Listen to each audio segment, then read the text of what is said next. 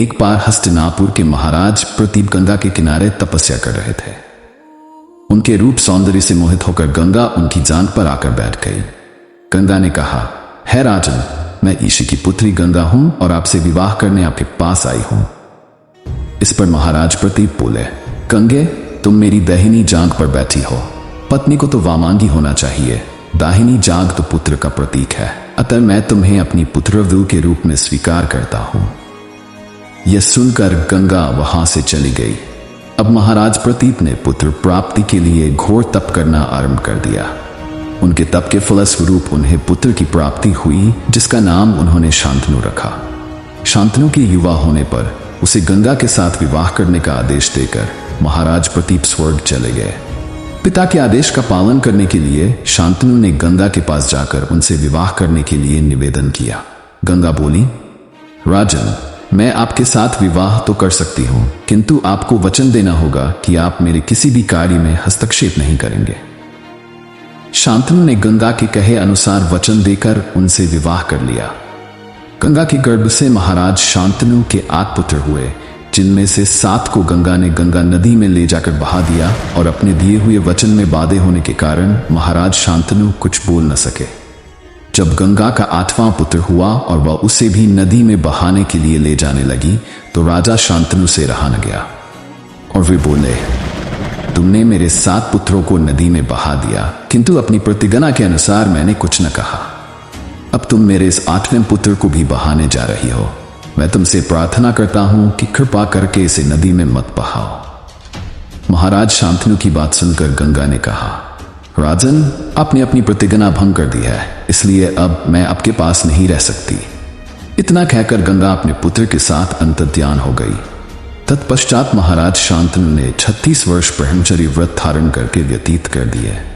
फिर एक दिन उन्होंने गंगा के किनारे जाकर गंगा से कहा, गंगे, आज मेरी इच्छा उस बालक को देखने की हो रही है जिसे तुम अपने साथ ले गई थी।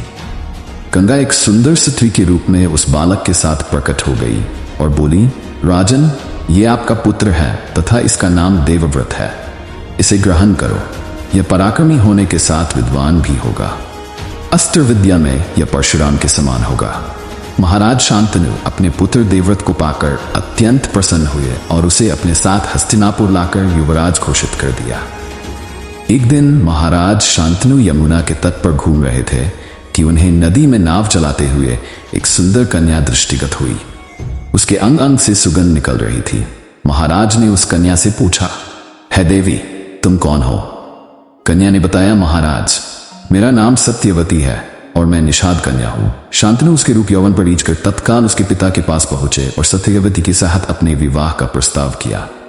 इस पर निषाद बोला, राजन, मुझे अपनी कन्या का आपके साथ विवाह करने में कोई आपत्ति नहीं है, परंतु आपको मेरी कन्या के गर्भ से उत्पन्न पुत्र को ही अपने राज्य का उत्तराधिकारी बनाना होगा। निषाद के इन वचनों को सुनकर महाराज शांतनु चुपचाप हस्तिनापुर लौट आए।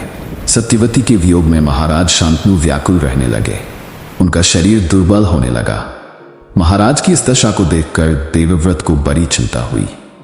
जब उन्हें मंत्रियों के द्वारा पिता की इस प्रकार की दशा होने का कारण ज्ञात हुआ तो वे तत्काल समस्त मंत्रियों के साथ निषाद के घर जा पहुंचे और उन्होंने निषाद से कहा, है निषाद, आप सहर्ष अपनी पुत्री सत्यवती का विवाह मेरे पिता शांतनु के साथ कर दे। मैं आपको वचन देता हूं कि आपकी पुत्री के गर्भ से जो भी बालक जन्म लेगा वही राज्य का उत्तराधिकारी होगा। कालांतर में मेरी कोई संतान आपकी पुत्री के संतान का अधिकार छीन न पाए, इस कारण से मैं प्रतिज्ञा करता हूं कि मैं आजीवन अविवाहित रहूंगा। देवव्रत की इस प्रतिज्ञा को सुनकर निषाद ने हाथ जोड़कर कहा, है देवव्रत, आपकी यह प्रतिज्ञा अभूतपूर्व है।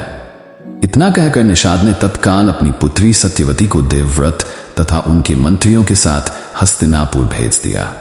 देवव्रत ने अपनी माता सत्यवती को लाकर अपने पिता शांतनु को सौंप दिया। पिता ने प्रसन्न होकर पुत्र से कहा, वत्स, तूने पितृभक्ति के वशीभूत होकर ऐसी प्रतिज्ञा की है जैसी कि न आज तक किसी ने की है और न ही भविष्य में करेगा। मैं तुझे वरदान देता हूं कि तेरी मृत्यु तेरी इच्छा से ही होगी। तेरी इस प्रकार की प्रतिज्ञा करने के कारण तू भीष्म कहलाएगा और तेरी प्रतिज्ञा भीष्म प्रतिज्ञा के नाम से सदैव प्रख्यात रहेगी। अगर आपको यह कहानी पसंद आई हो तो इसे लाइक करें, शेयर करें और चैनल को सब्सक्राइब करें ताकि आप ऐसी और कहानियां देख सकें।